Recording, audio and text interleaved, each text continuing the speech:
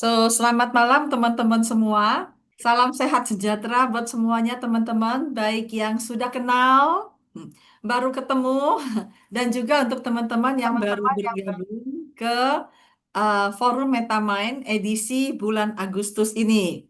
Forum Metamind adalah satu forum untuk pembelajaran bersama dari Metamind, di mana diadakan setiap hari Rabu ketiga. Nah, seyogianya hari Rabu ketiga.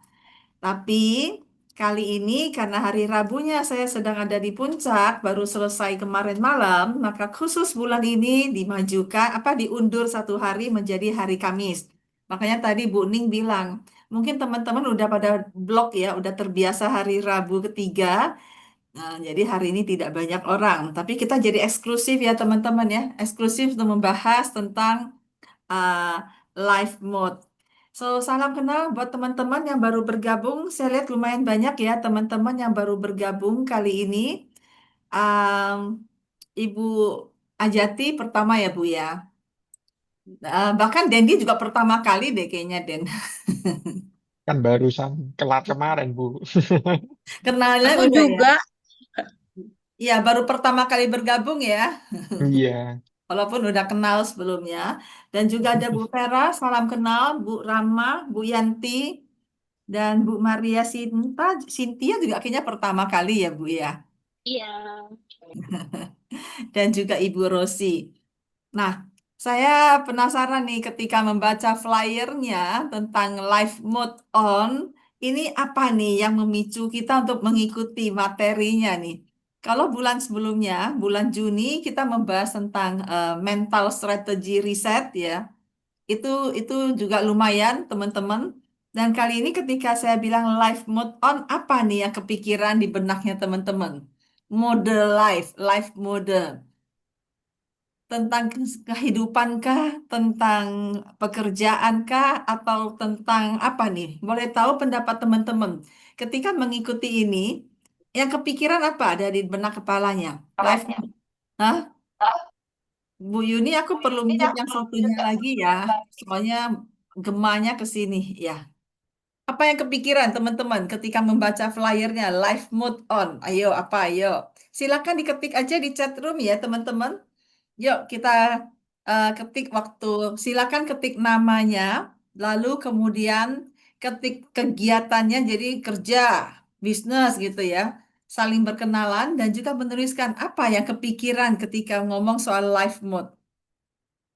Ayo, mari diketik di chat room. Live mode. Bu Lia di bidang bisnis, oke. Eh, saya dulu suka sekali menulis kata-kata yang pakai mood. Jadi liburan mood on gitu ya. Liburan mood on, kemudian santai mood on gitu. Wah, senang sekali menulis seperti itu. Tapi setelah sekian belas tahun, tiba-tiba saya ingat lagi live mode on dan ini dengan melihat berbagai keadaan yang ada di sekitar saya, termasuk saya. Jadi, sometimes saya berpikir sebenarnya saya tuh lagi hidup gak sih? Nafas sih, nafas gitu ya. Tapi kok kayaknya dikejar oleh kesibukan atau pikirannya kita kemana-mana. Jadi kita kurang menyadari atas hidup itu sendiri. Waktu saya, waktu saya, em, waktu judul ini muncul ketika saya di puncak. Dan saya tanya teman-teman yang di puncak, ayo materinya mau apa gitu ya, untuk forum MetaMind dan saya mencari-cari apa ya yang sekiranya sedang terjadi sekarang ini. Jadi kepikiran mendadak dan akhirnya jadilah judul. Kalau saya lihat teman-teman yang di ini saya baca ya, eh, dari Bu Novita tadi udah kembali hidup. Lalu kemudian sama datang Pak Syarif, selamat menuliskan nama di, di chat room, nama, aktivitas, dan juga apa yang kepikiran ketika membaca live mode on. Kalau Bu Ning, keep learning, keep working, stay happy and productive. Weh, itu hidup ya. Kalau Bu Lia, live mode artinya stay on dalam kehidupan. Nah, itu dia. Kita tuh hidup, tapi belum tentu on ya. Yang belum tentu on. Oke, kalau Dendi sadar kalau hidup, nah itu dia. Kalau nggak sadar, piye gitu. Lalu kemudian Yuni tertarik, ya ini yang saya mau ceritain tentang most people die at 20, get buried at 60.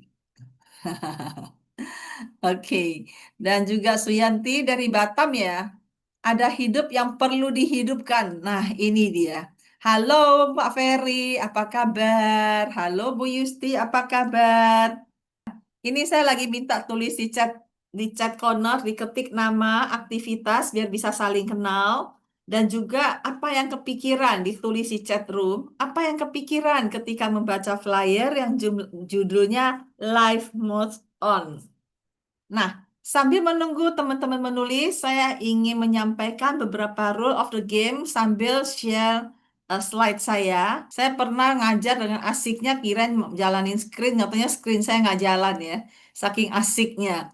So, teman-teman, seperti yang saya sampaikan bahwa ini adalah forum MetaMind, tertulis di sini bahwa acara ini adalah untuk komunitas MetaMind, untuk umum, di mana setiap bulan hari Rabu ketiga. Jadi teman-teman ingat aja tiga tiga hari Rabu ketiga, kecuali minggu ini karena kemarin kami barusan pulang dari puncak nggak keburu, jadi diundur 1 hari. Dan tujuan dari dari forum ini adalah untuk belajar bareng, diskusi bareng tentang pengembangan diri manusia dari berbagai sudut pandang di berbagai bidang. Jadi basic kami adalah berdasarkan neurosemantics dan NLP, di mana NLP mempelajari tentang eh, bagaimana cara berpikir kita menentukan perilaku kita, dan neurosemantics adalah pengembangan baru dari NLP. Jadi neurosemantik itu NLP juga gitu. Namun dia membahas lebih kepada mindset orang. Nah, kalau dua ini, neurosemantik dan NLP, itu mirip-mirip psikologi gitu. Cuma psikologinya terapan. Jadi kita nggak kuliah sampai psikologi banget, tapi terapannya dan bagaimana cara menganalisa psikologi seseorang, apalagi bicara mindset seseorang, itu adalah melalui bahasa yang ditampilkan. Saya bilang ditampilkan, karena bahasa itu bisa berupa ucapan yang diucapkan, bisa juga gestur yang diekspresikan. Makanya saya bilang sama teman-teman yang belajar NLP Prek, gampangnya NLP itu adalah mulutmu harimaumu. Jadi ketika berucap, kita mendengarkan dan kemudian mendapatkan ketika satu ucapan memproyeksikan apa. So, berangkat dari neurosemantics dan NLP yang mempelajari tentang mindset manusia, tentang apa yang terjadi dalam diri seseorang, saya juga melihat dari berbagai sudut pandang lain, misalnya dari sistemik terutama. Jadi tidak hanya melihat manusia dengan orang lain, tapi manusia dengan dirinya, itu pun sistemik dalam pikiran, dan juga manusia dengan manusia lainnya, dengan perusahaan, dan juga kemudian secara sistemik dengan universal. So, beberapa pembahasan kami dari Desember kemarin banyak membahas tentang sistemik, dan hari ini saya lebih banyak masuk ke dalam diri seseorang. So, itu teman-teman sebagai perkenalan, dan kemudian rule of the game-nya bagi yang belum tahu. Nah, pertama adalah suara mute. Di sini sudah mute semua, jadi kecuali mau bertanya silakan on-kan. Lalu video mohon kalau bisa di-on-kan. Rasanya nggak enak kalau ngomong sendiri gitu ya, apalagi hanya nama-nama, ada ekspresi tak kenal maka tak sayang ketika ada ekspresi, jadi bisa ketahuan gitu ya, ada senyum kah, ada bingung kah, ada ngantuk kah. Jadi saya tahu saya perlu bagaimana menyampaikan agar lebih bisa diterima dengan baik. Lalu kemudian teman-teman, kalau mau bertanya, silakan tanya langsung, akan lebih baik, interaktif ya. Angkat tangan, di bawahnya ada emoticon untuk angkat tangan, atau bisa juga ditulis di chat room. Nah, ini untuk bertanya. Jadi ini interaktif ya teman-teman ya. Silakan untuk langsung berinteraksi.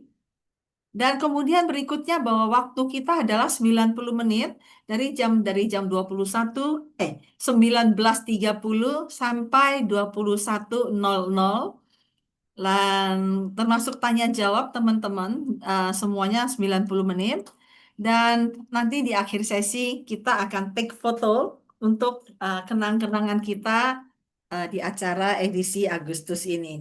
So, teman-teman, itu saja sedikit perkenalan dengan forum Metamind dan apa dan bagaimana. So, saya akan memaparkan materi-materinya dan tidak berharap ngomong sendiri. Jadi, besar harapan teman-teman juga kita bisa saling diskusi, live mode-nya saya dan juga live mode-nya teman-teman. Kadang-kadang kita merasa kita hidup gitu ya, tapi bener nggak sih gitu. Nah, so itu yang kita saling diskusi. Saya open up untuk diskusi teman-teman dan uh, silakan untuk saling diskusi dan juga tanya jawab. Teman-teman, are you ready to go untuk judul hari ini? Oke. Nah, um, cerita judul ini kemarin saya cerita sama teman-teman yang di puncak. Saya bingung mau milih apa ya topiknya ya untuk bulan ini.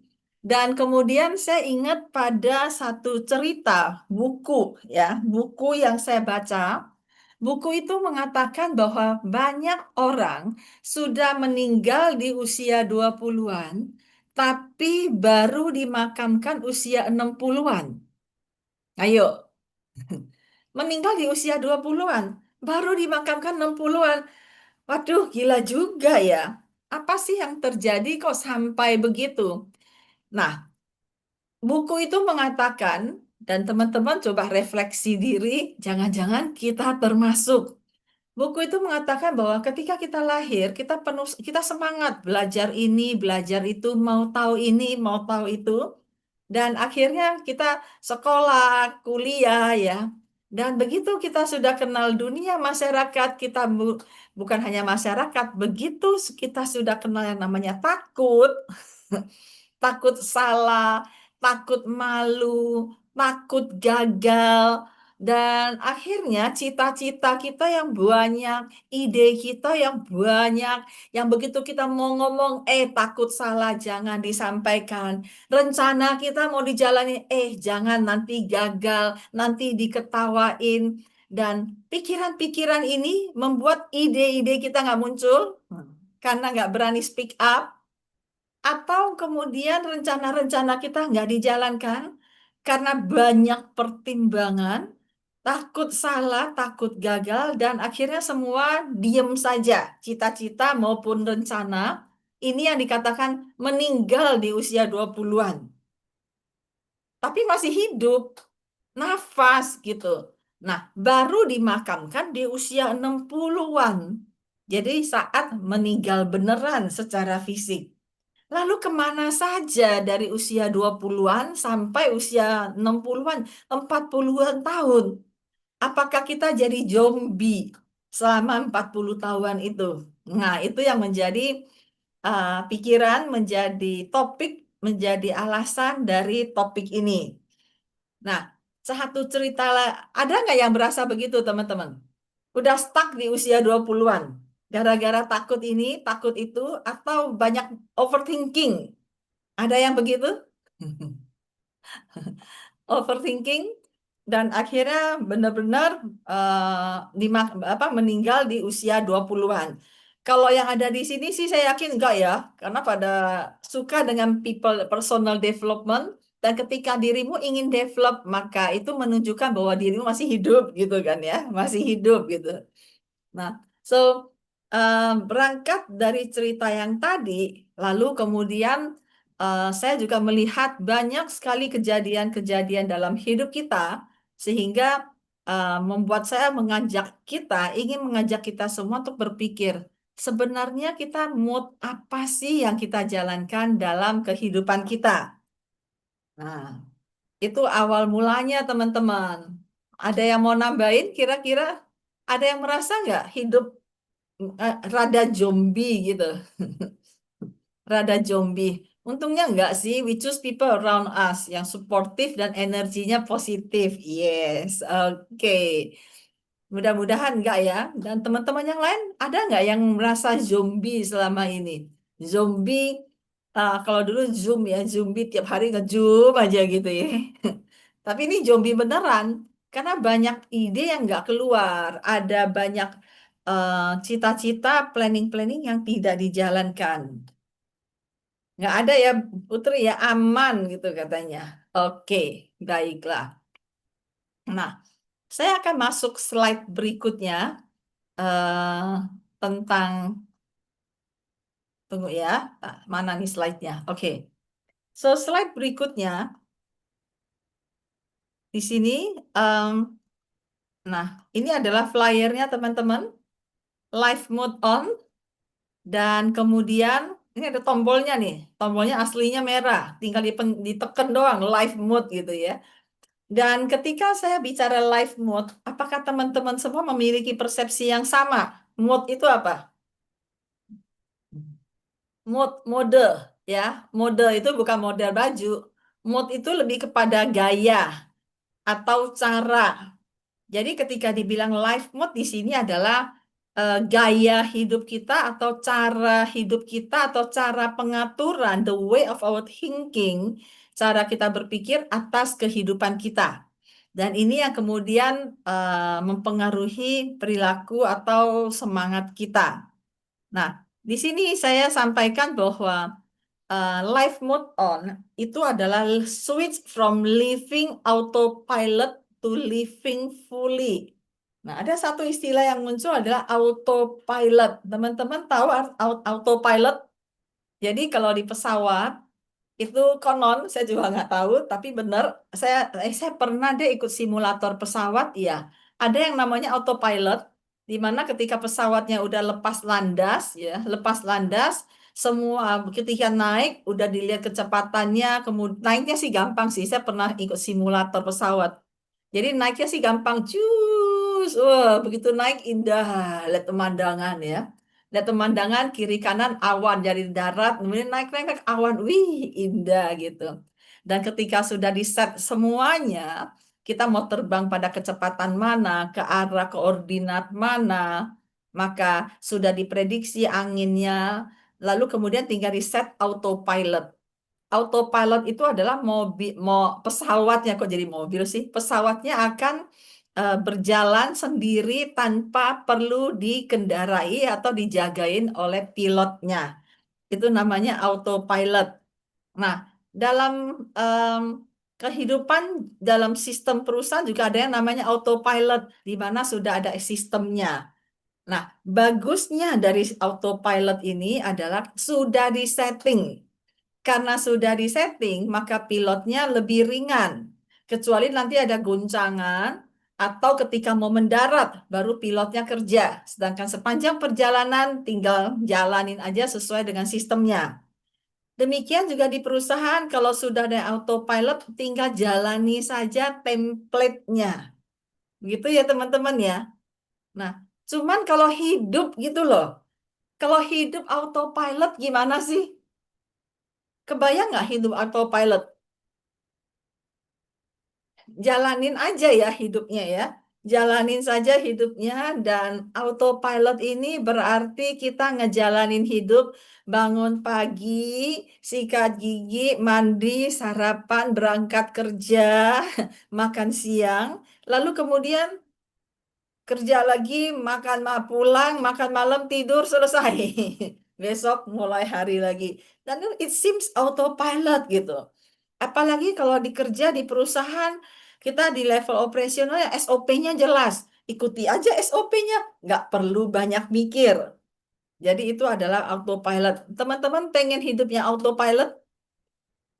Saya bicara soal living loh ya. Living autopilot loh ya. Jadi bukan soal pesawat. Mobil juga kayaknya ada ya Pak Syarif ya sekarang ya auto ya. Kayaknya ada deh. Mobil saya kayaknya ada auto tapi saya nggak berani. Beneran auto gitu ya. Nah, so living autopilot adalah living di mana kita hanya ngejalanin saja, nggak perlu banyak mikir, semua serba otomatis, rutinitas, dan bagi sebagian orang dibilang itu enak, hidup nggak usah banyak mikir. Tapi bagi sebagian besar orang akan mengatakan bahwa hidup jadi monoton.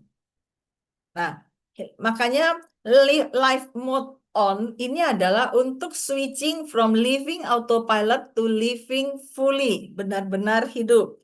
Berangkat dari cerita tadi, bukan zombie, tapi benar-benar hidup.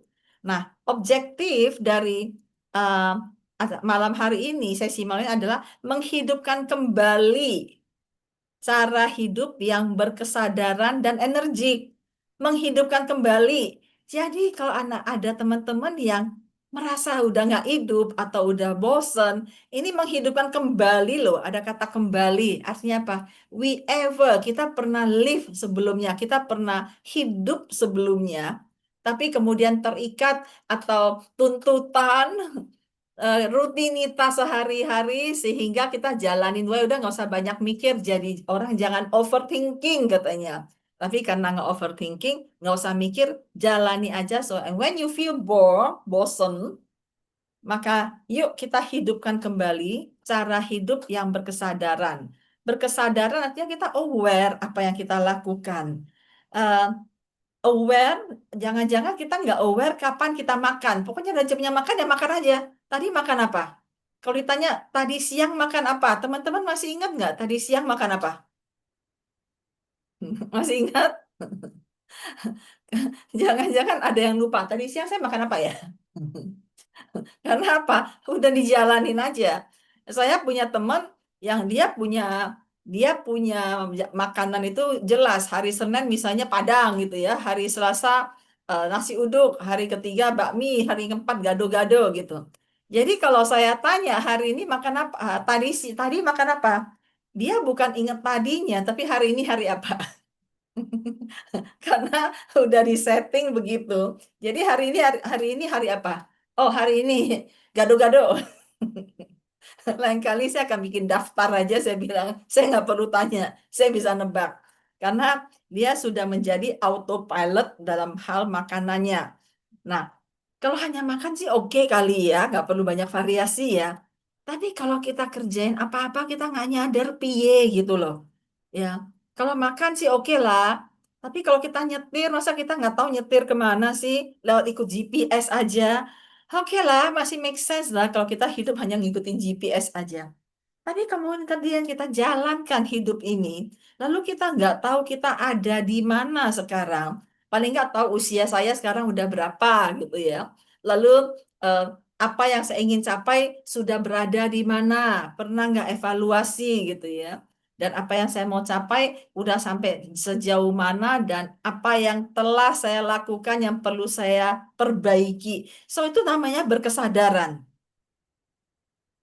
Ada loh orang yang sadar, tapi sadarnya bukan tentang ini.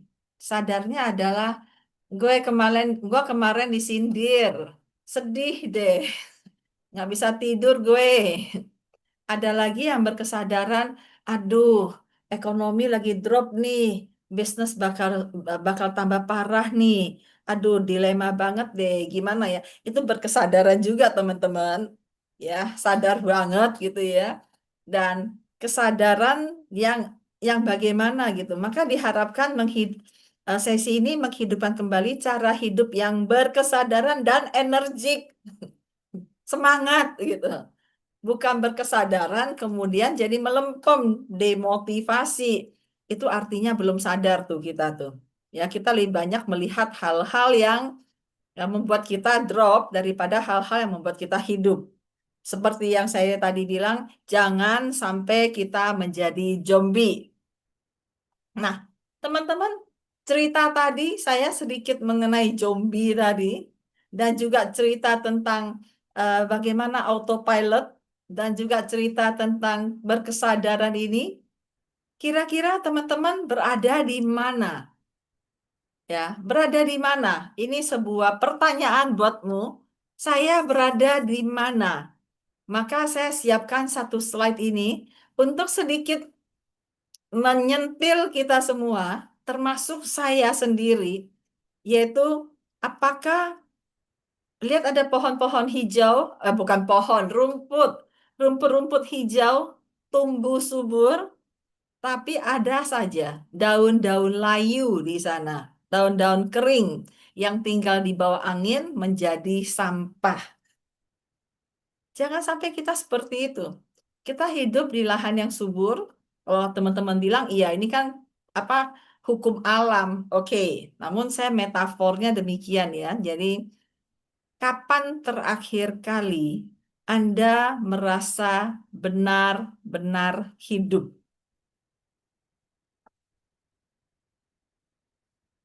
Mari kita refleksikan kembali. Kapan terakhir kali Anda merasa benar-benar hidup? Saya mau sharing cerita saya. Teman-teman kali-kalinya ada yang cocok. Saya kan tukang jalan ya, yang ada di grup tahu. Sebentar ke sini, sebentar ke sana. Pertanyaan saya adalah, ketika saya jalan-jalan, saya merasakan nggak sih jalan-jalan saya? Saat saya traveling, baru kemarin, bulan Juli, saya ke Vancouver. Saya ikut tur sepanjang Rocky Mountain untuk menuju Calgary. Dan sepanjang jalan, saya memikirkan perjalanan atau saya mikirin rumah. Waktu itu saya diminta oleh, jadi gini, saya waktu ke sana, saya bilang bahwa di Jakarta nggak ada yang nyari saya. Pas saya sampai di sana tuh dicari oleh beberapa klien dan perlu meeting gitu. Jadi di jalan tuh saya kan ikut tur ya. Oke, set up jam berapa ya waktu Jakarta jam berapa. Jadi tanpa sadar ada bagian perjalanan saya yang saya sambil jalan sambil mikir. Ini Jakarta jam berapa saya bisa meeting jam berapa ya tempo hari sampai mana kerjaannya. Teman-teman, saya nggak benar-benar hidup, nggak menyadari keadaan, tapi saya lebih banyak mikirin yang di Jakarta, padahal badan saya ada di Kanada. Sampai kemudian saya lihat sekeliling, gue ada di Rocky Mountain loh. Ini tempat dulu lahirnya NLP loh. Dan akhirnya, oke, saya lepaskan HP saya. Saya tidak banyak mau mikir Jakarta dulu, tapi saya menikmati dulu Rocky Mountain. So, disitulah saya benar-benar berasa, oke, gua sekarang baru berasa hidup. Dari tadi napas sih, napas. Tapi pikiran saya kemana-mana. Tidak menyadari tentang apa yang ada di sekitar saya. So, itu salah satu contoh bagaimana benar-benar merasakan hidup. Ada juga teman-teman yang contohnya berada di restoran yang all you can eat, bebas memilih. Dan ada loh teman saya yang kita sama-sama makan dan kita bebas memilih makanan apapun. Dan ketika saya makan menikmati makanan yang memang lumayan, saya nggak makan nggak banyak, salah satunya karena banyak lemaknya. Ketika saya menikmati yang lemak saya pinggirin, tapi ada loh teman saya yang sepanjang makan ngeluh. Ini makannya nggak enak ini. Ini kalau begini kan jadi nggak sehat. Dan saya jadi rasanya kapan sih benar-benar menyadari apa yang dilakukan gitu kan. So, itu salah satu contoh lagi yang kedua. Melakukan sesuatu hal, namun tidak menyadari apa yang dilakukan. Pikirannya berada di tempat lain. Ada nggak teman-teman begitu? Ini baru dua contoh. Ada lagi contoh yang lain. Sibuk. Saking sibuknya, napas aja nggak bisa katanya. Jadi, pernah saya mengalami itu. Napas aja nggak bisa. Karena apa? Karena udah mikirin. Saya pernah ada masa di mana kelas saya lagi penuh-penuhnya. Itu saya apa berangkat dari satu kota ke kota lain dan zaman itu belum kepikiran untuk cuci sendiri. Saya bisa minta tolong tuker koper di bandara. Dulu ya, masih belum rajin cuci baju sendiri di hotel atau laundry ya. Jadi, saking sibuknya dan ketika sibuk-sibuknya, bagaimana pikiran saya tentang hidup ini atau teroccupied. Teroccupied itu eh, dipenuhi oleh tugas-tugas dan ketika menjalankan tugas kita daily business, menjalankan hari demi hari itu bagus sih, banyak project gitu ya. Tapi lupa apa yang telah kita lakukan dan apakah review kembali, evaluasi yang sudah saya jalankan ini sesuai nggak sih dengan hidup kita? Jangan-jangan tahu-tahu udah usia 50-an pensiun aja, udah pensiun baru oke. Mau dulu maunya apa ya, sekarang apa ya gitu. So, benar-benar hidup. Bagaimana dengan teman-teman? Kapan terakhir Anda merasa benar-benar hidup? Silakan cubit tangan sendiri masing-masing. Sakit nggak? Kalau sakit berarti masih merasakan sakit ya. Itu masih hidup gitu. Namun, yang kita jalani ini adalah apakah sebuah kehidupan yang benar-benar hidup atau kita menjalani hidup, ini contoh yang berikutnya ya. Kita menjalani hidup yang orang lain mau, ya. So, saya punya cita-cita mau menjadi kalau zaman dulu menjadi kapiten. Saya punya cita-cita mau menjadi dokter misalnya. Tapi kata orang, dokter ini begini begitu. Janganlah. Kemudian kita berusaha untuk menjadi seperti apa yang orang lain katakan. Itu dalam rangka menyenangkan hati orang. Dalam rangka supaya orang itu nggak marah sama kita. Kita dalam rangka supaya orang-orang pada senang sama kita. Dan ketika kita berusaha melakukan itu, kita kehilangan hidup kita. Kita lupa apa yang kita mau. Nah, makanya kapan terakhir Anda merasa benar-benar hidup? Sampai di sini saya mau stop dulu. Ada yang mau sharing, ada yang mau jawab, ada yang mau ketik di chat corner, monggo.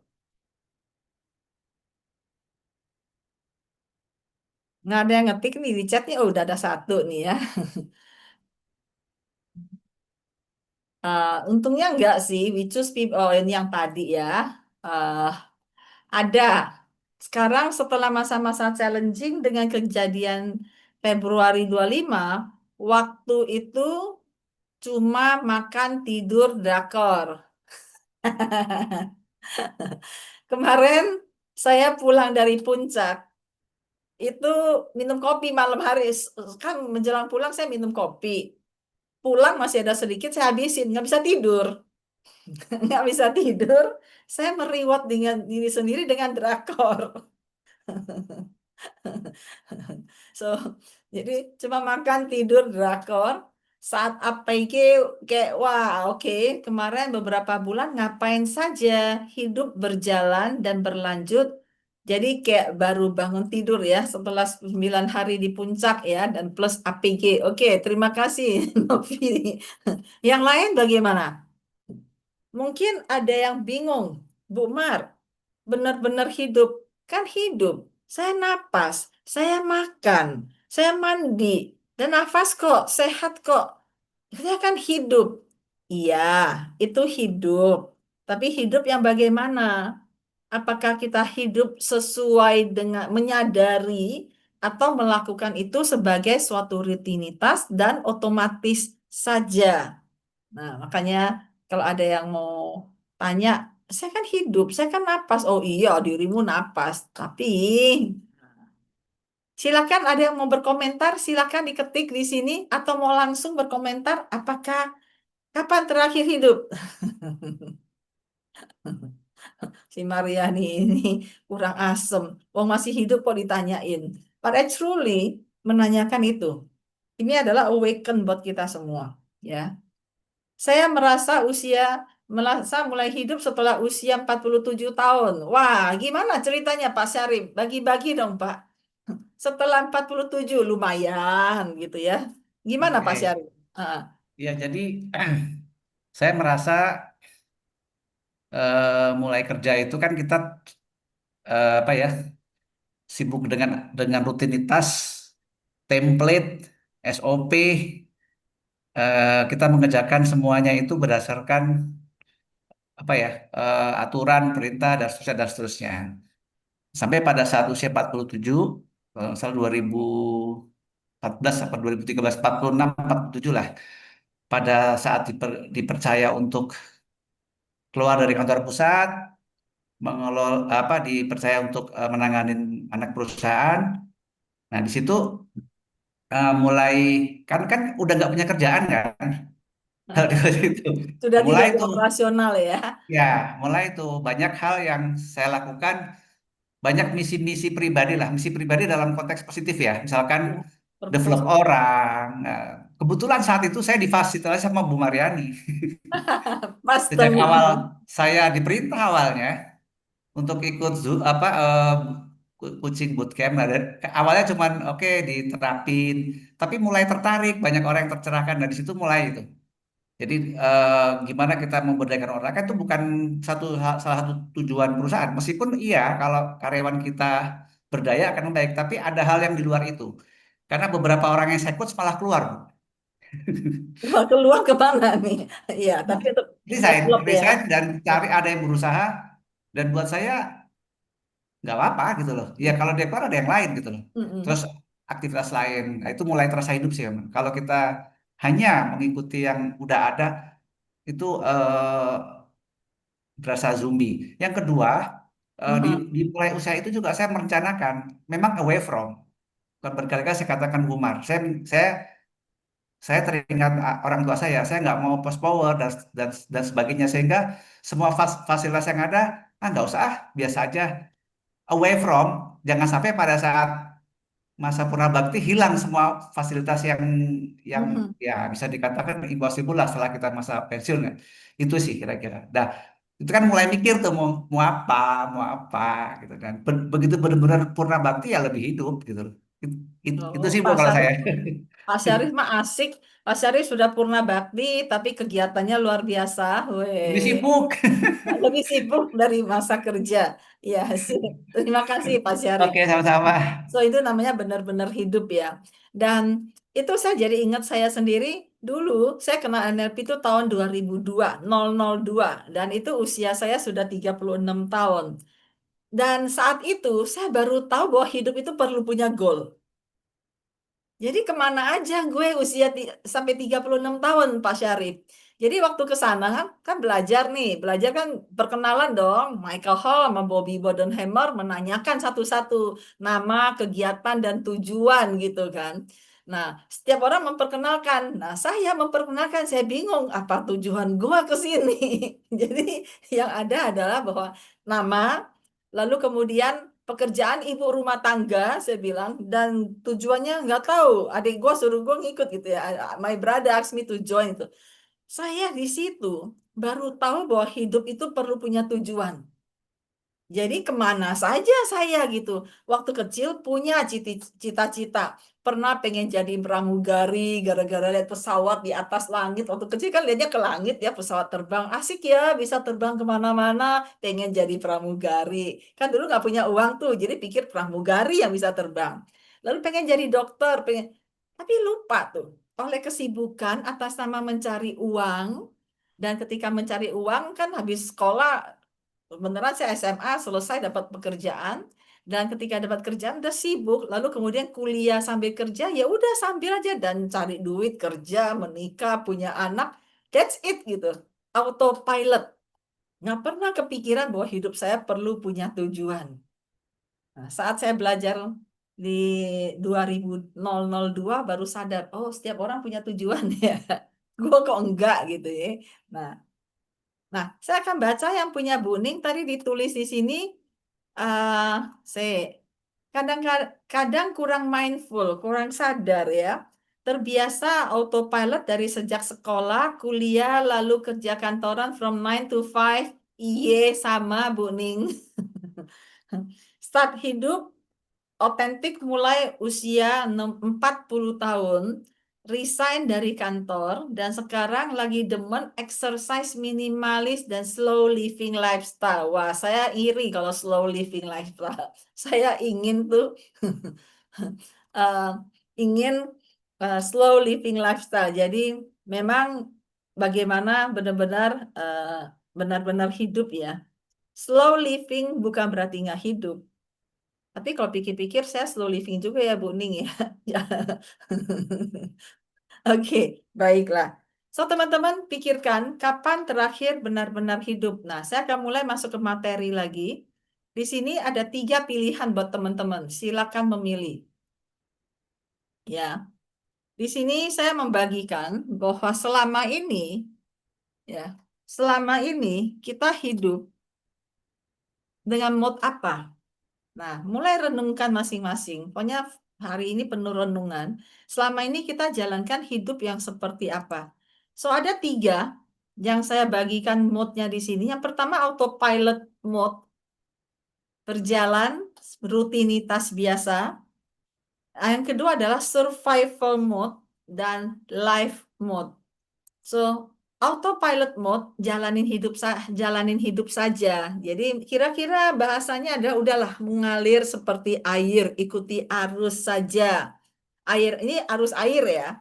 Lalu kemudian ya lakukan kerjaan untuk isi waktu dalam tanda petik, nggak punya tujuan, hanya ngisi-ngisi waktu saja.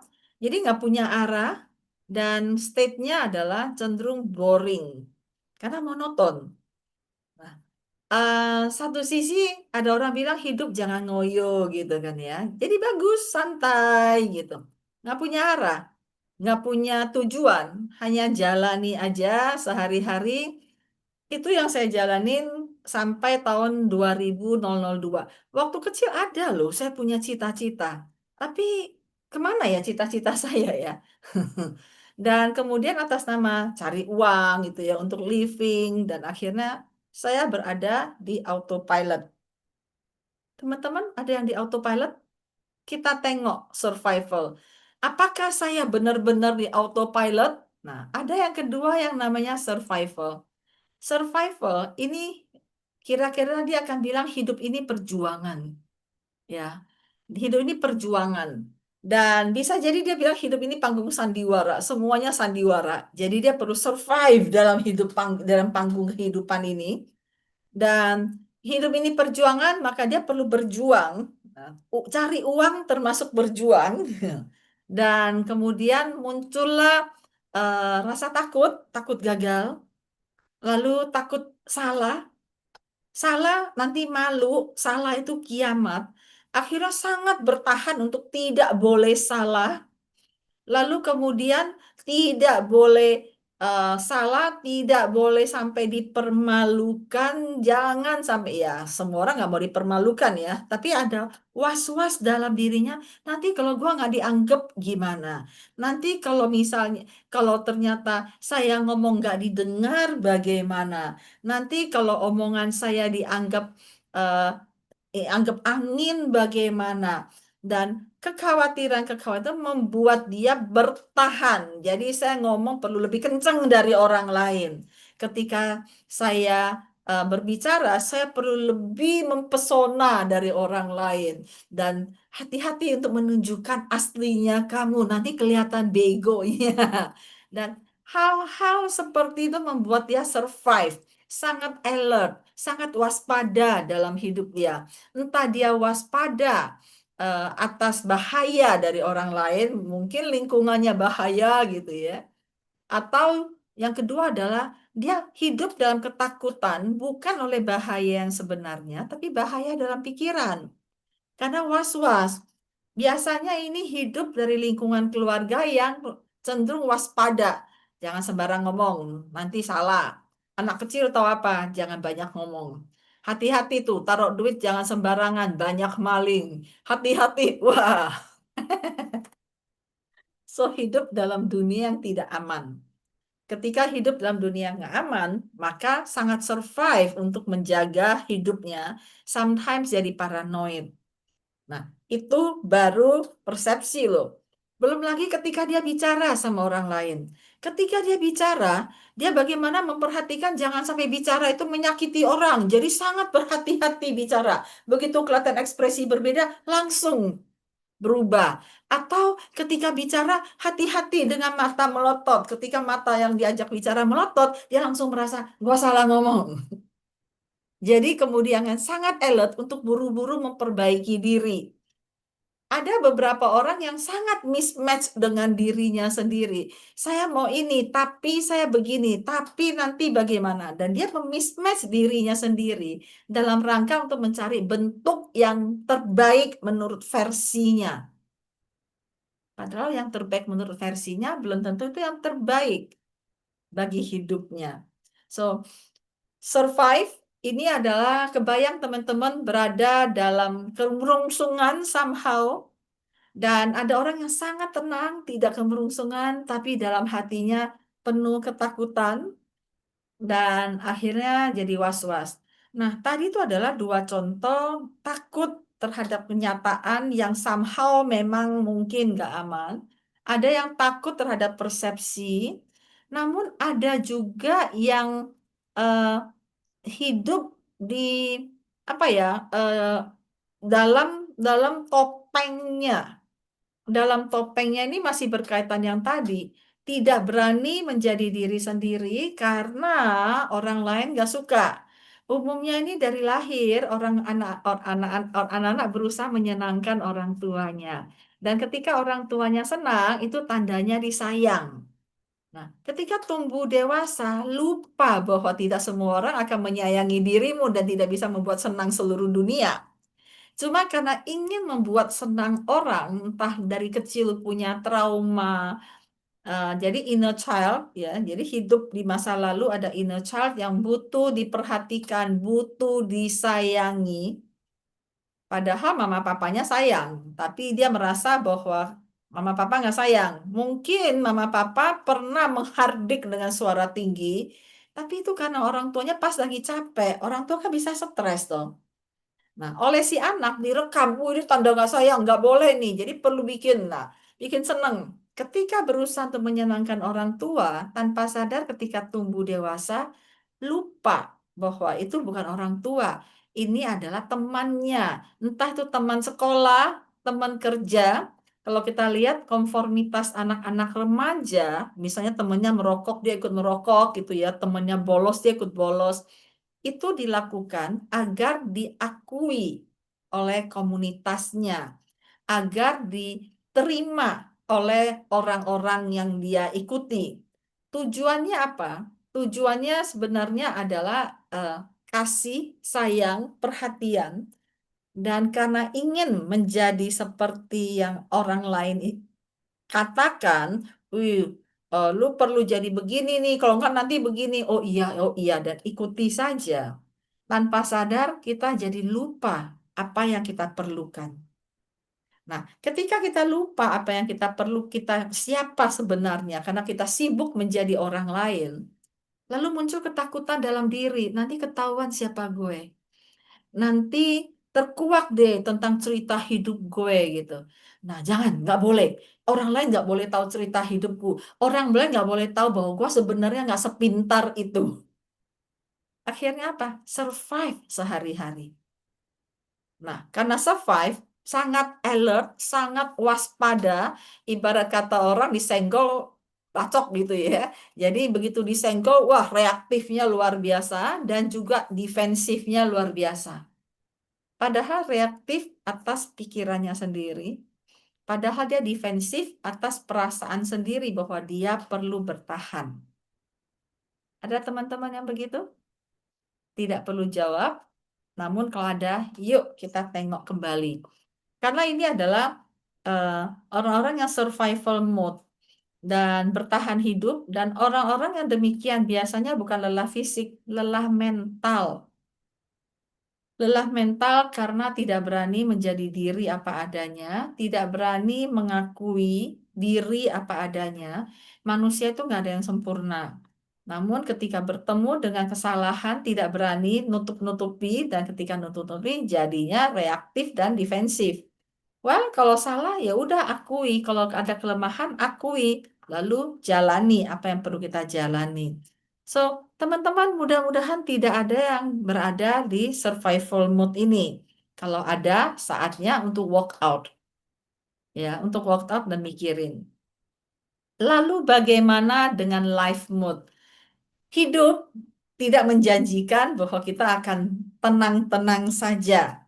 Hidup adalah tentang sebuah, kata orang gini nih, hidup ini ibarat kapal. Dan kapal ini perlu meninggalkan pelabuhan. Itu waktu di 2006 saya belajar NLP Coach, ada satu puisi, the wreck ship, kapal yang sudah usang, kapal yang sudah apa sih ya, karat sana sini, dan itu meninggalkan pelabuhan. Maka ditanyakan, kamu untuk apa kamu meninggalkan pelabuhan? Kemana kamu akan pergi? Apakah kamu membawa bekal yang cukup? Dan apakah kamu punya kompas dalam kapalmu? Jadi untuk apa kamu meninggalkan pelabuhan? Kapal dibuat untuk meninggalkan pelabuhan. Kalau kapal dibuat hanya untuk ditambatkan di pelabuhan, maka lama-lama kapal itu akan karatan. Kapal yang kayu, sampan, itu pun tetap aja bisa lapuk. So, kapal memang dibuat untuk meninggalkan pelabuhan. Nah, untuk meninggalkan pelabuhan, tentu bawa bekal, ya kan? Berapa penumpangnya, makanannya, atau even sendiri, tetap perlu punya bekal. Pertanyaannya, apakah punya bekal saja cukup? Ngapung, Bu. Suatu saat akan habis bekal makanan, pakaian, dan terutama makanan. Apakah ketika makanannya habis, akan balik lagi ke pelabuhan? Kan enggak. Apakah kita akan mencari pulau baru? Mudah-mudahan. Makanya perlu kompas. Kompas ini adalah tentang purpose of our life. So, kapal dibuat memang untuk meninggalkan pelabuhan. Tapi ada yang sampai udah 40, 50 masih belum berani meninggalkan pelabuhan. Masih menjadi survival mode atas nama cari duit. Cari duit itu penting ya teman-teman. Saya nggak bilang bahwa cari duit nggak penting. Cuman cari duit juga ada hal yang perlu kita tambahkan. Ya. So, kapal yang ibarat kapal yang berlayar tadi. Maka saya bilang bahwa orang yang life mode adalah orang yang punya tujuan, hidup mencapai tujuan, dan biasanya proaktif, dia berkesadaran, semangat, dan mereka punya kendali. Mereka tahu mana yang saya, yang mana bukan saya. Mereka kalau yang survival mode tuh sangat-sangat sangat peka gitu ya, ibarat kesenggol dikit langsung piu gitu ya. Sementara mereka yang life mode, mereka sadar bahwa apa yang gue, apa yang nggak gue gitu. Jadi orang lain berusaha menyinggung perasaannya, berusaha pancing emosinya, tetap aja dia diem. Karena dia tahu bahwa ini bukan saya. Saya selalu mengajarkan bahwa kita hidup di dunia yang nggak adil. Dunia tidak, hidup itu tidak menjanjikan adil gitu ya. Tapi buat adil untuk dirimu sendiri. Jadi kalau saya sudah tahu bahwa keadaannya begini, maka bagaimana saya perlu empower diri saya adalah menghadapi dunia atau keadaan yang tidak resourceful atau kata orang tidak positif dalam hal ini. Jadi benar-benar tahu dan punya kendali atas apa yang kita perlukan. Teman-teman berada yang mana? Autopilot, survival, atau life mode? Life mode ini berkesadaran. Life mode tidak menjanjikan hidupmu akan baik-baik saja. Tetap bisa stres. Cuma stresnya beda. Dirimu stres karena punya tujuan. Bukan stres karena bertahan. Nah, teman-teman termasuk yang mana? Sekarang saya mau stop share dulu. Teman-teman silakan ditulis. Dan teman-teman kalau ada yang mau sharing atau mau tanya, monggo ya. Dirimu termasuk yang mana? Autopilot, survival, atau life mode? Ya, mari kita lihat, kita baca sama-sama.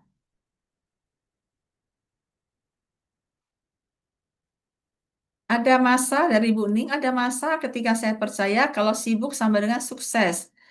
Tapi ternyata seperti kayak jalan di treadmill di situ-situ aja. Saya suka bandingkan itu dengan hamster, Bu Ning. Tahu kan hamster tikus kecil di dalam rodanya, dia sibuk banget lari-lari terus, tapi dia nggak kemana-mana. Saya juga pernah merasakan saya seperti itu. Ada masa-masa saya sibuk banget ya. Dulu saya pernah kan bolak-balik daerah Tuban tuh, itu daerah Pantura kan. Itu Pantura tuh samping jalan tuh masih ada sawah gitu ya, dan ada rumah-rumah penduduk. Saya pagi-pagi udah dijemput dan jalan ke pabrik gitu kan. Tapi saya lihat ibu-ibu di samping jalan itu di perumahan-rumah sederhana, mereka lagi asik-asik ngobrol dan kopek kutu gitu. Dan akhirnya gue pikir, kayaknya hidup siapa yang lebih enjoy ya, dia atau saya gitu ya. Jadi sibuk tidak sama dengan sukses, setuju banget. Hidup bukan tentang seberapa sibuk kita, tapi seberapa kita merasakan hidup, setuju. Kadang-kadang kita sibuk banget, tapi kita jadi nggak menyadari tentang hidup.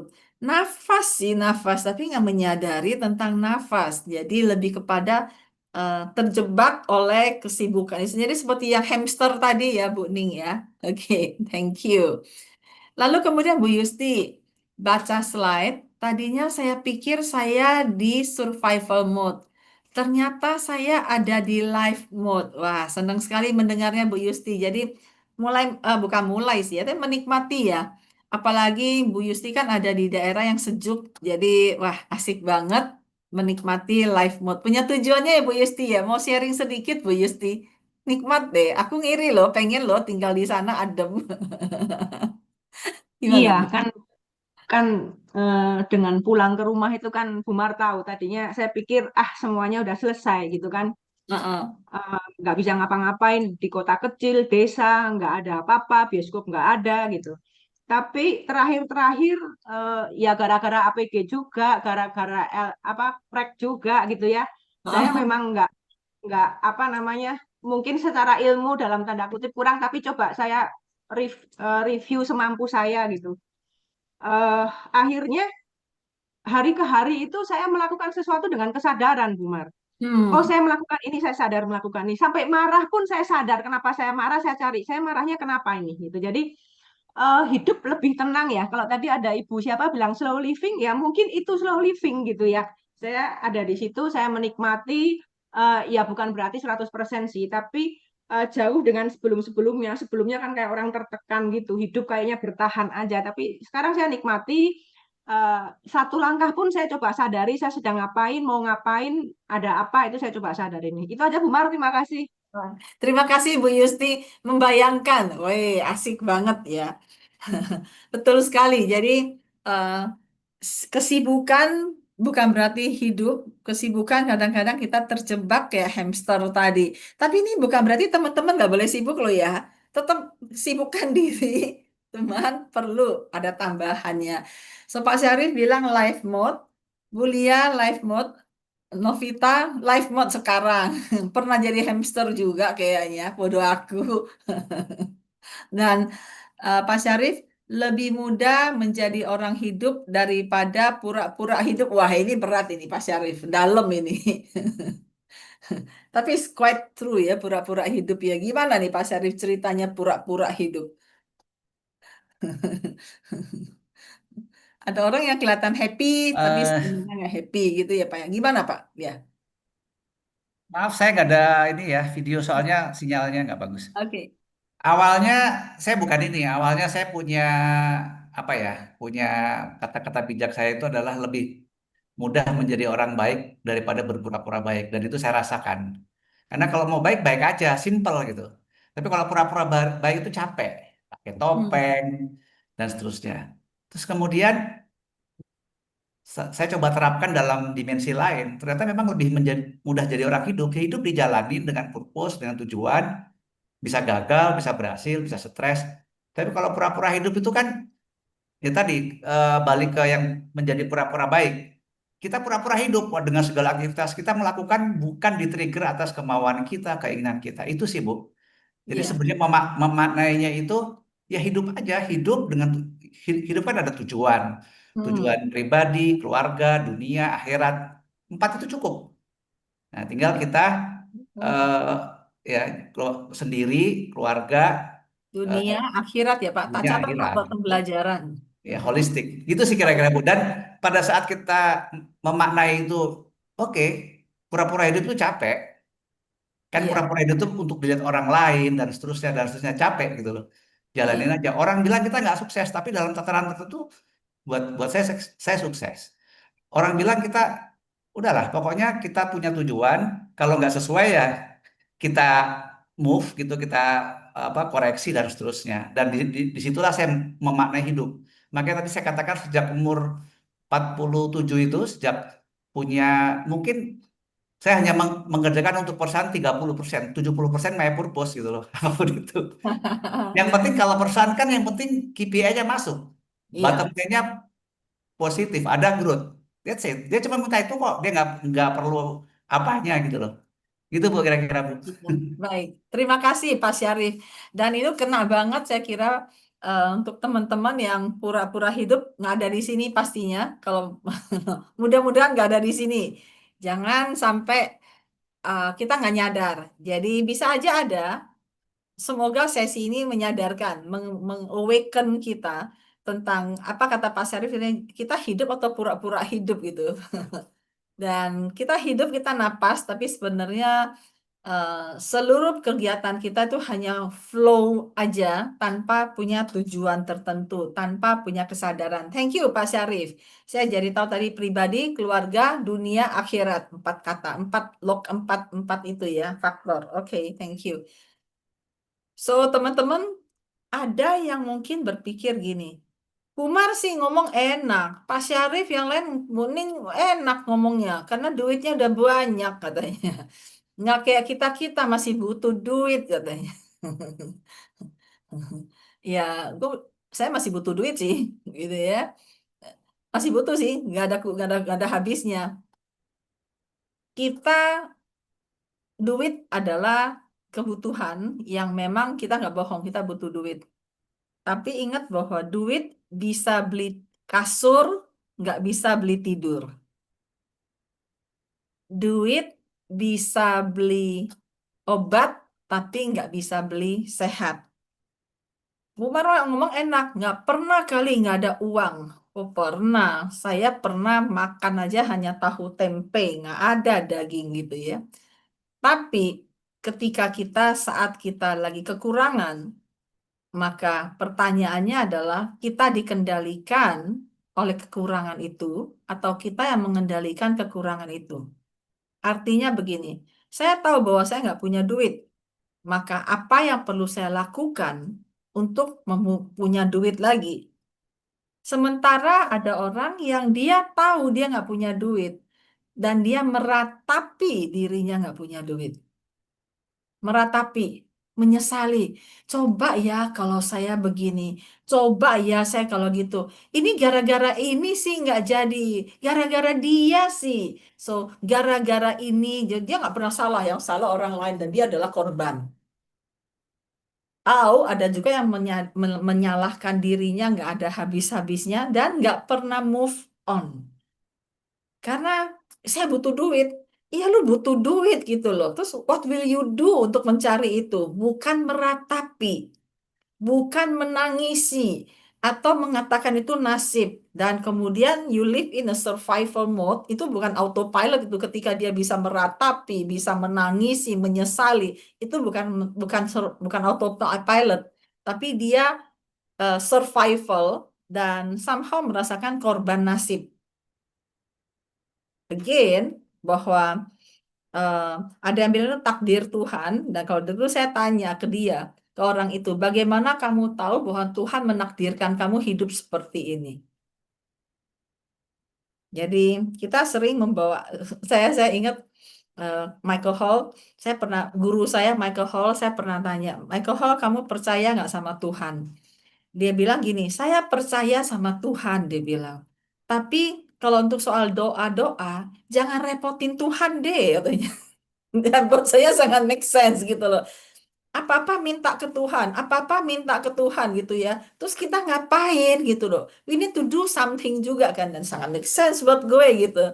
Jadi somehow itulah yang sering terjadi dalam survival mode, di mana survival mode itu bukan hanya kita survive, tapi juga kita dalam keadaan entah konflik dengan kita sendiri maupun konflik dengan orang lain, merasa diri menjadi korban atau tidak berdaya untuk mengendalikan situasi.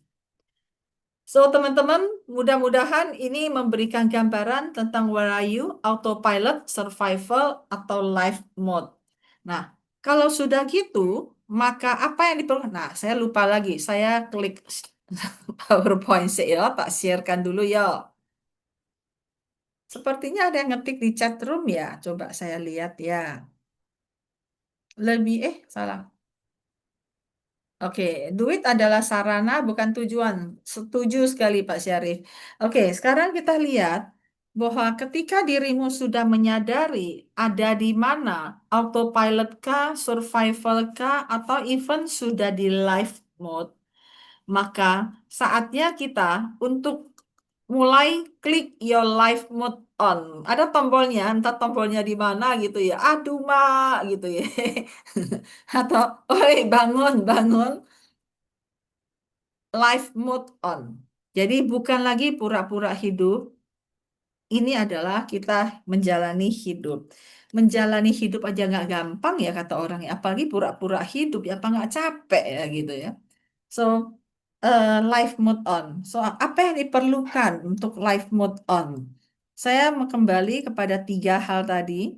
Maka kalau kita autopilot, mulailah set goals. Ya, tujuan jangka pendek, tujuan jangka panjang. Set goal yang juga ekologis ya. Jadi set goal misalnya eh, ada orang yang udahlah hidup sederhana aja gitu, mulai set goal punya mobil misalnya. Dan ini baru kita ngomong soal yang ini ya, masih di autopilot ya. Dan being presence, hadir, tahu bahwa hari ini ngapain, tanggal berapa, itu being presence. Jadi hidup bukan hanya ngikuti aja, tapi punya goals. Goalsnya goal perusahaan. Oke, goal perusahaan ini punya goal nggak? Kan saya kerja, jadi KPI-nya KPI perusahaan dong, betul. Tapi apa artinya KPI perusahaan itu buatmu? It's your life achievement juga, personal achievement atau target perusahaan. Dulu waktu muda, saya punya target yang saya ikut-ikutan orang sih. Tapi ya make sense juga. Saya ingat diajarin, kepala 2 jadi karyawan, kepala 3 jadi manajer, kepala 4 jadi direktur katanya. Dulu hanya punya pikiran gitu doang ya. Dan itu ternyata ada di level-level survival. Jadi karyawan, level kepala 3 tahu ya, usia 30-an udah jadi manajer. Jadi membuat saya terus dong ingin apa achievement, achievement, achievement untuk berada di level direktur tentunya. Cuma nggak pernah diajarin kepala 5 jadi apa gitu kan. Nggak pernah diajarin tuh. Dan ketika kita punya achievement itu bagus sih, akan membuat kita jadi tidak autopilot lagi. Semuanya kita perlu berpikir bagaimana meningkatkan capability saya, bagaimana upskill saya supaya saya bisa upgrade juga. Dan itu adalah goal. Ingat bahwa goalnya uh, bukan bukan tentang ya goalnya tentang perusahaan atau tentang keluarga, tapi juga have your own personal goal. Ada yang goalnya adalah saya pengen menjadi ibu rumah tangga yang baik. Bagus, itu goal gitu. Tapi perlu lebih diperhatikan ibu rumah tangga yang baik itu apa saja gitu. Bukan hanya masak buat anak, ngurusin baju anak gitu ya, baju suami, masak buat suami. Tapi ada hal yang lain. This is your personal achievement. Misalnya bagaimana membimbing anak supaya mereka jadi orang yang bukan apa orang yang optimis, bukan hidup dengan ketakutan. Biasanya kan anak-anak suka ditakut-takutin. Awas ya kalau kamu nggak ini, awas ya kalau kamu nggak itu. Tapi mulai memperhatikan untuk have another meaning. Oke, so set goals. Jadi dimanapun set goal untuk luar, untuk eksternal, dan juga set goal untuk diri sendiri dalam keterkaitanmu dengan eksternal. Teman-teman punya itu? Pada autopilot? Semoga tidak ada yang autopilot. Kalau ada, set goal. Ya. Nah, kemudian untuk yang level survival, saya melihat bahwa mereka mereka yang survival mode itu karena masih belum atau kurang membedakan masa lalu, masa sekarang dengan masa mendatang. Dia survive karena dulu pernah mengalami ini. Karena dulu pernah mengalami ini, maka was-was. Dan karena was-was, maka dia berusaha tidak terulang di masa mendatang. Karena pernah ngalamin tidak enak banget, hati-hati ya. Jadi kita perlu lebih alert nih sekarang. Kita perlu lebih bijak katanya.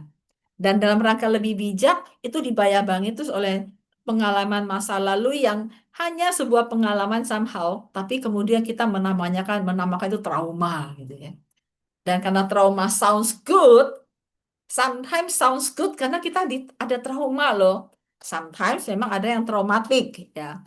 Namun, ketika kita hidup di masa lalu dan belum move on, kita was-was masa depan kita akan seperti masa lalu. Kita mencerminkannya tanpa kita sadari. Dan akhirnya kita jadi was-was. Saya bilang, kalau masa lalunya suram, dia berpikir masa depannya akan suram. Nah, siapa yang mau masa depan suram? Siapa yang mau masa depannya traumatik dalam tanda petik? Akhirnya dia survive, dia bertahan, dia berjuang supaya tidak terjadi. Dia bertahan supaya tidak ada yang bisa melukai dia dan terus survive. So, bagi mereka yang berada di survival mode, yuk pisahkan mana yang masa lalu, masa sekarang, dan masa mendatang. Apalagi di zaman sekarang ini, informasi teknologi begitu cepat. Jangankan masa lalu 20 tahun lalu, 2 tahun lalu juga belum tentu sama sekarang gitu kan. So move on. Dan move on mulai rancang. Ke depan mau apa? Towards your goals. So pikirin bagaimana mencapai goalsmu. Lalu yang kedua, juga punya self-esteem. Punya self-esteem itu artinya mulai menghargai dirimu sendiri. Orang yang autopilot mungkin nggak kepikiran ya, dan mereka ada yang nggak mikirin menghargai diri, yuk belajar self-esteem, tapi yang survival mode terutama adalah perlu memikirkan self-esteem. Saya nggak bicara soal self-confidence, karena self-confidence itu adalah tentang kamu bisa atau enggak. Kalau kamu pernah bisa, kamu berhasil, kamu pede. Tapi kalau pernah gagal, kamu nggak pede. Saya bicara soal bagaimana dirimu menghargai diri sendiri. Ada orang yang menghargai diri kondisional. Artinya apa? Saya bahagia kalau saya sudah ada kalaunya, ya. Saya lega deh kalau saya sudah. Nah, ada kata kalaunya itu adalah mengkondisikan diri dan akhirnya kita menggantungkan diri atas hal-hal yang kita kondisikan itu. Ada orang yang bilang saya bahagia kalau saya tanya sama orang itu, bahagia itu tujuan apa proses? Dia bilang tujuan. Jadi saya bahagia kalau saya mencapai target saya. Dalam hati saya berarti sepanjang jalan mencapai target kamu nggak pernah bahagia. Karena bahagia adalah tujuan. Selama proses mencapai tujuan kamu tidak bahagia, bagaimana mencapai tujuan? Apa nggak tersiksa? Coba. Happy gitu kan ya. Lah Bumar kan happy itu perlu ada kondisi. Ya enggak, you can happy all the time. Kalau kita mau, kita bisa ketawa bareng tanpa alasan dan kita bisa ngakak bareng kok tanpa alasan. Cuman kita dibebani oleh ajaran, pikiran, kata orang, dan akhirnya kita mengkondisikan, termasuk mengkondisikan kita sendiri. Kita menilai kesuksesan kita menilai bahagia kita oleh hal-hal yang sifatnya eksternal, dan akhirnya kita merasa kita nggak berharga, kita nggak layak, kita bodoh, kita nggak pengalaman, dan membuat kita tuh kayak kayak apa ya, kalau kapal meninggalkan pelabuhan kita kayak sampan gitu loh, bukan kapal. Kenapa? Kita nggak punya pijakan. Kita ngikutin air ngapung toeng toeng gitu ke bawah ombak sana sini. Kita berusaha menjadi apa kata orang. Ada yang bilang gini, Bu Mar sih nggak tahu lingkungan saya gitu ya akan seperti apa. Lingkungan saya begini begitu. Well, yes, lingkungan kita saya nggak bilang lingkungan kita tuh sehat loh. Saya nggak bilang bahwa lingkungan kita bersih loh. Sometimes kita bisa banyak sampah dalam tanda petik di seputar kita. Dan saya selalu berpesan bahwa jangan ambil sampahnya orang. Dalam tanda petik sampah ya, bukan sampah beneran. Sampahnya beneran mah kita nolak gitu ya. Sampahnya orang, misalnya ada orang yang suka nyela, ada orang yang suka nyindir kalau ngomong pedas gitu ya, dan kita tersinggung 3 hari 3 malam seminggu nggak bisa tidur mikirin. Dan ketika kamu punya self esteem, ini akan tidak gampang dibawa terombang-ambing gitu. Ketika ada orang mengatakan sesuatu tentang dirimu, have your self-esteem. Terima dan apa benar gua begini. Kalau memang benar, itu feedback buat saya untuk move on. Omongan seseorang itu bukan kita terima untuk menjatuhkan diri sendiri. Omongan orang adalah feedback buat kita untuk kita sensor, kita telaah apakah benar kita demikian. Kalau kita benar, makasih loh dikasih feedback, saya akan develop, improve. Ada salah, saya koreksi. Tapi kalau omongan orang itu ternyata tidak benar, ya sudah selesai, tidak diterima, kembali kepada si empunya katanya. Jadi benar-benar bahwa kita tidak terima quote and quote sampahnya orang, tapi kita mampu memilah. Kali-kali aja yang bisa recycle. Kan bagus, kita membantu kurangi waste. Somehow sampahnya benar-benar nggak kepake. Cuma kita terima dan akhirnya menjadi sampah membusuk dalam diri, infeksi perasaan, stres dan defensif dan kemudian nggak merasa berharga. Nah, saya berharap kalau ada yang demikian, mulai awakening, jangan sampai udah di akhir hayat baru menyesal gitu ya, dan kita udah nggak bisa ngapa-ngapain. So, survival mode itu perlu punya self-esteem untuk mampu memilah yang mana saya, yang mana bukan saya. Perlu ada boundary-nya. Nah, boundary-nya kemudian dirimu mulai menyadari. Ya. Berikutnya adalah towards your goals. Towards ini kalau dalam bahasa NLP neurosemantik, lawannya adalah away from. Kalau tadi mendengar ada teman yang katakan away from, towards dan away from adalah salah satu metaprogram atau karakter berpikir yang menjelaskan proses perjalanannya. Orang yang karakternya towards dan orang yang karakternya atau metaprogramnya away from, dua-duanya sama-sama punya tujuan. Oke. Cuman dalam menjalani tujuannya beda. Orang yang towards, dia akan berpikir bagaimana cara mencapai tujuan. Sedangkan orang yang away from, dia akan berpikir, jangan sampai terjadi ada hambatan. Jangan sampai, ketika dia bilang jangan, otak dia otomatis melihat pada hal-hal yang bisa membuat dia terhambat, alias negative thinking.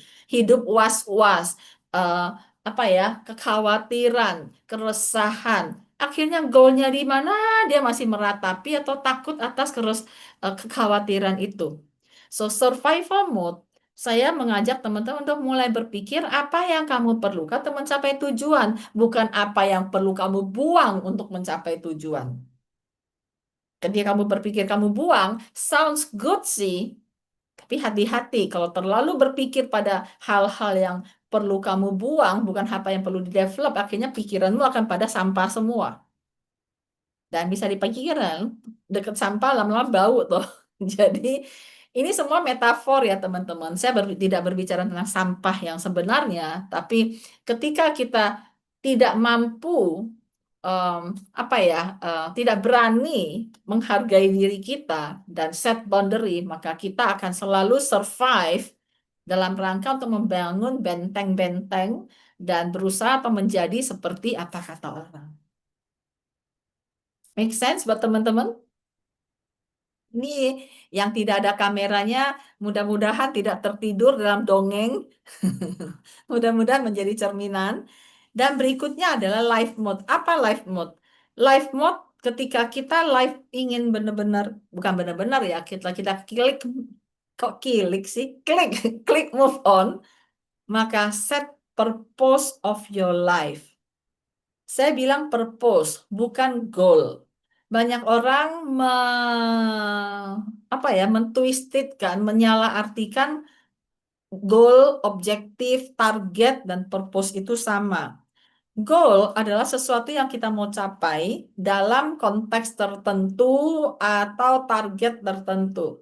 Tapi purpose itu lebih besar dari target. Purpose adalah tujuan hidup.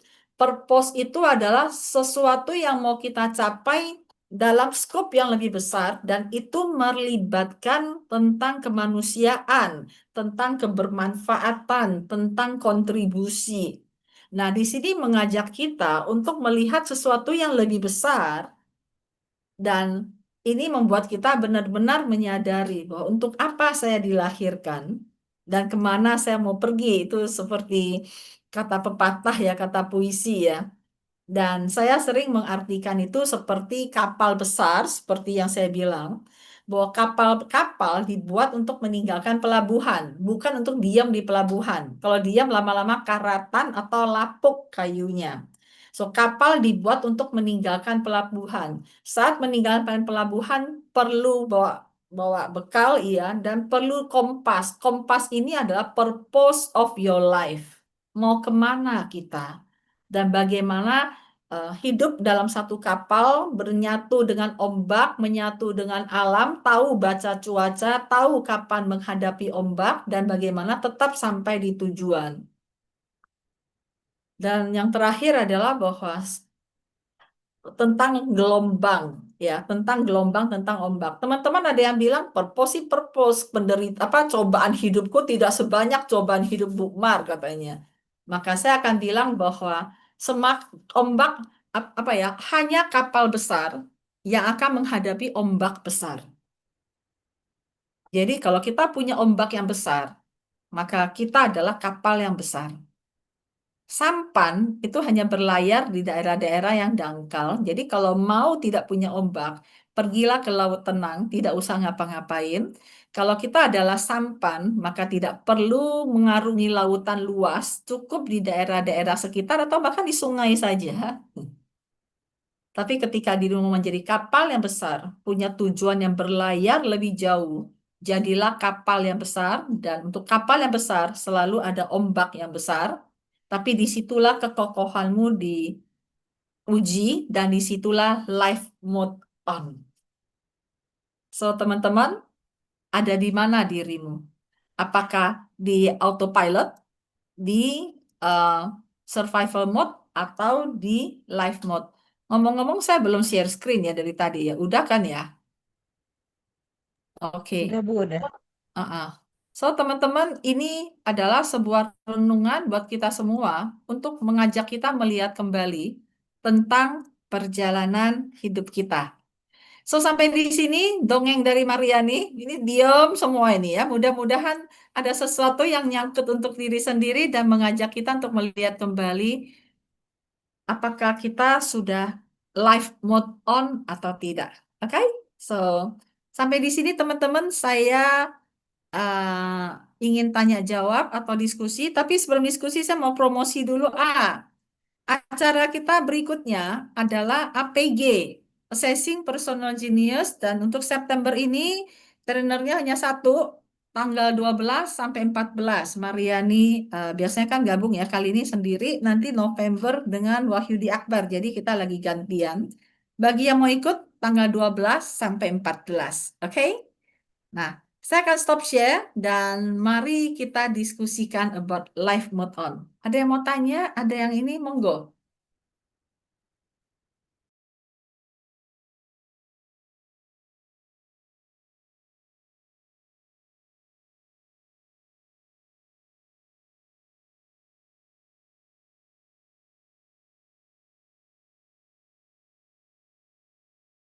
Pak Syarif menuliskan kepala 5 mengembangkan orang.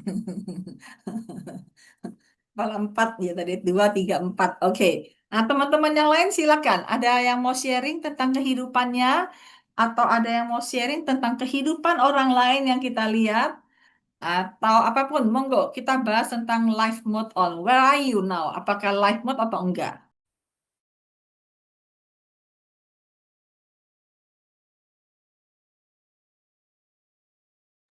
Diam itu tandanya Pak Syarif, set purpose kan general ya, bisa diberikan kisi-kisinya. Em, itu adalah seiring dengan values, Pak. Jadi saya berikan kisi-kisinya contoh. Contoh yang sering saya ceritakan adalah tentang maintenance rel kereta api, Pak. Maintenance rel kereta api, dia kan tiap malam membawa Petromak, zaman dulu ya, Petromak itu jalan untuk mengencangkan baut-baut yang di rel kereta api, Pak.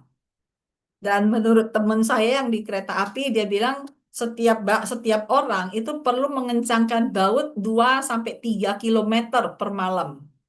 Jadi kalau mengencangkan baut satu itu gampang ya. Tapi mengencangkan baut banyak itu sesuatu banget. Nah, jadi ada seorang bapak maintenance rel kereta api, itu ditanyai, Pak, apa yang sedang Bapak lakukan? Simple kan, dia hanya mengencangkan baut. Tapi yang dia sampaikan adalah dia nggak bilang dia mengencangkan baut. tapi dia sedang memastikan keselamatan ratusan ribu penumpang yang lewati rel itu. So itu adalah purpose. Ya. Purpose itu lebih besar dari sebuah kegiatan, dia adalah makna di balik kegiatan itu. Itu kisi-kisinya, Pak. Jadi kalau di perusahaan akan bilang itu idealis. Saya pernah mengcoach sebuah bisnis yang akan bangun bisnis, dan ketika saya mengcoach pimpinannya untuk mau ke arah mana nih purpose dari perusahaan, teman saya ada yang bilang ini LSM atau perusahaan sih katanya. Ini NGO ya katanya. Kenapa? Lebih kepada sisi kemanusiaan. But behind that, tentu ada tolok ukurnya. Nah, ketika ukurnya ya ukuran-ukuran yang bersifat angka. Cuman purpose-nya itu adalah kualitatif dan kebermanfaatan. Itu sih, Pak Syarif. Kebayang, Pak. Jadi dia bukan hanya mengencangkan baut, tapi memastikan keselamatan. Terima kasih, Pak Syarif. Nah, teman-temannya lain ada pertanyaan tinggal 2 menit. Monggo.